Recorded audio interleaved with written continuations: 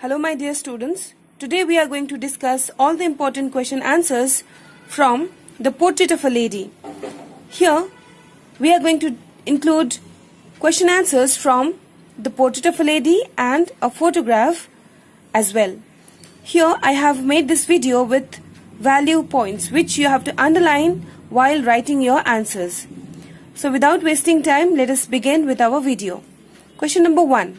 Very important question. Character sketch of the grandmother. Here first of all you will write about appearance of the grandmother, which was she was old, wrinkled, short height she had, and she was a bit fat as well. She had white hair locks and she wore white dress.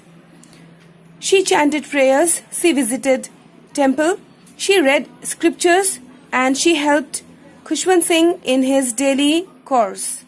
She was very generous. She was gentle and polite. She was very responsible and caring. She was non-interfering, very conservative, then practical and realistic. She was blessed with strong willpower, intuitive and stoic. Explanation I have already done in another video. So here I am going to just focus on value points. Let's move to another question. Justify the title The Portrait of a Lady.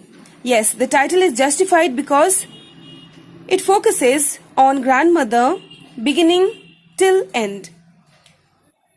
Homage to grandmother of Khushwant Singh. It shows vivid portrait in true sense. It talks about details of life and personality and his emotive association with grandmother. Let's move ahead. Describe the 3 phases of the author's relationship with his grandmother before he left the country to study abroad.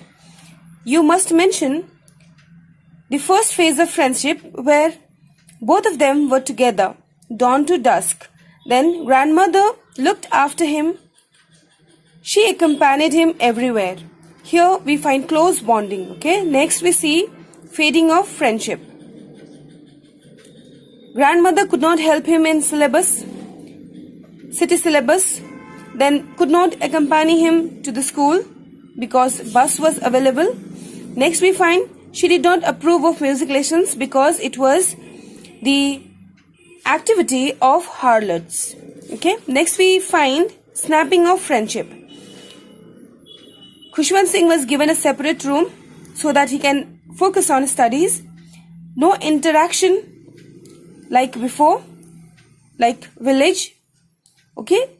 Khushwant Singh and grandmother, both of them had separated from each other under one roof. Grandmother secluded herself. She did not show her annoyance to anyone. She adjusted in that situation. She secluded herself and she started devoting her time in other things. Let's move to the next question. Why was grandmother upset in city? Here you must mention because all those stuffs were impractical. There were no teachings about God and scriptures. Apart from that, very importantly, there were lessons on music. All these three points made her annoyed and upset.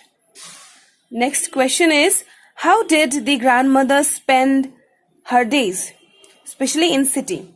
She prayed whole day, she continued spinning wool, and she fed sparrows. Sparrows had become her true friend in her isolation.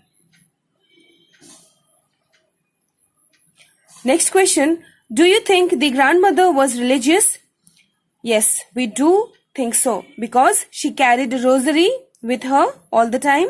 She was busy telling the beads of rosary. She prayed whole day even while giving shower to Khushwant Singh. She was religious lady because she religiously followed this routine.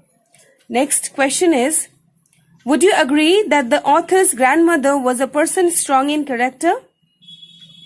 Yes, because she was mentally and morally strong. She fulfilled her duties well.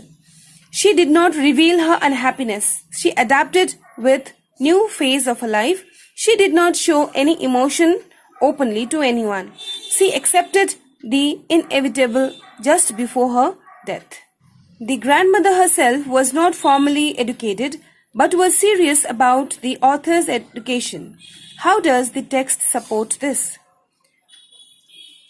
Grandmother had not received formal education, but she could read scriptures.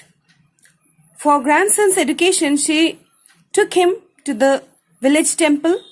She inquired about city education, what kind of syllabus they followed. Then she became a bit annoyed. She wanted to help, but she could not because of this first reason, that she was not formally educated. She hated music lessons. All these proves that she was very serious about Khushwant Singh's education.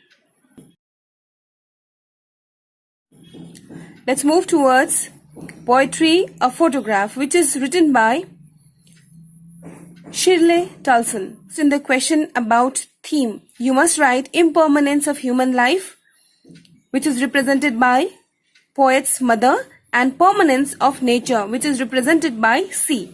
Okay. Next important question is literary devices or rhetoric devices in the poetry. There are many, so we will start with alliteration. Alliteration is repetition of consonant sound. Remember that. And repetition of vowel sound is assonance. Okay. So let us focus on alliteration here. We find th sound in three, through. Okay. And then s sound in still, stood, still, smile. Okay. So here repetition of s sound and th sound is seen. Next we find repetition of t sound. Okay. Terribly transient. So here this is also alliteration. Next, silence, silences, repetition of s sound.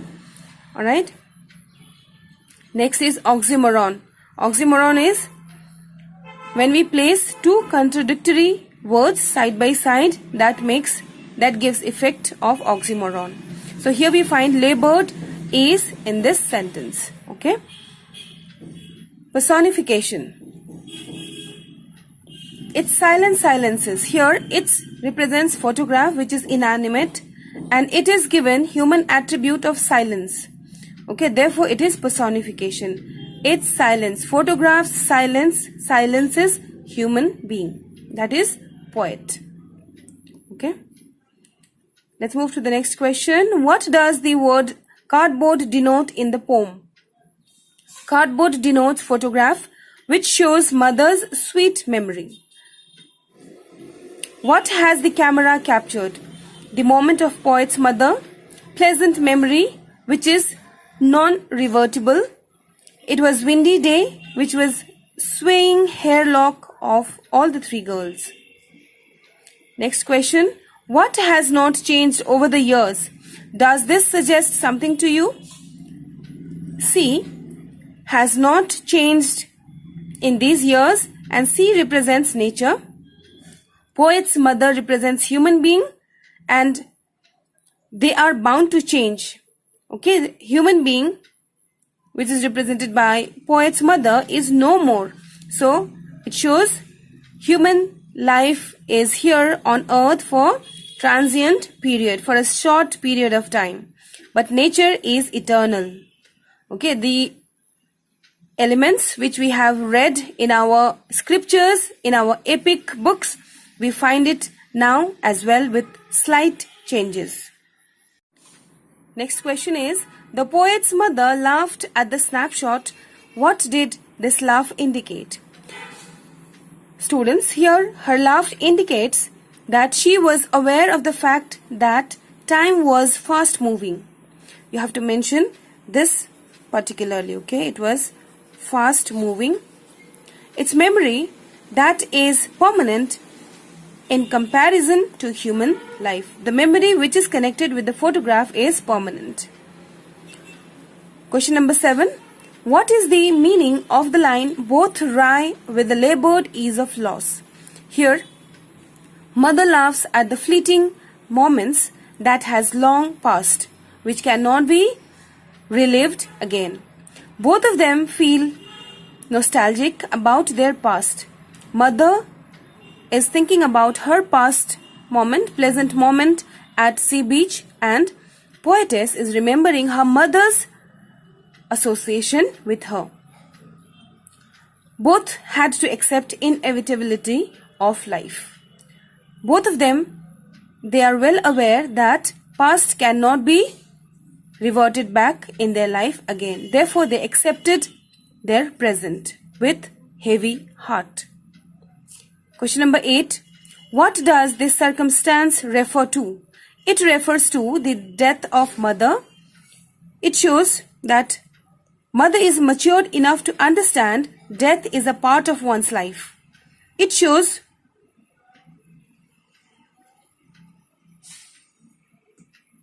she is matured enough to understand that death is a part of one's life. It shows poet's helplessness. Question number 9. The 3 stanzas depict 3 different phases. What are they? First of all, let's focus on mother. Mother's childhood is shown. Then mother's middle age is discussed. Then death of mother. Simultaneously, we find when poet was not born, poet's childhood and poet's adulthood. Okay, these are the 3 phases. Question number 10. What did the poet reminisce? She reminisced her mother's happy moments with her cousin, sisters, Betty and Dolly. Photograph, a piece of paper, showed its power of holding sweet and sour memories. So these are the 10 important questions. Students, all the best for your examination. Thank you.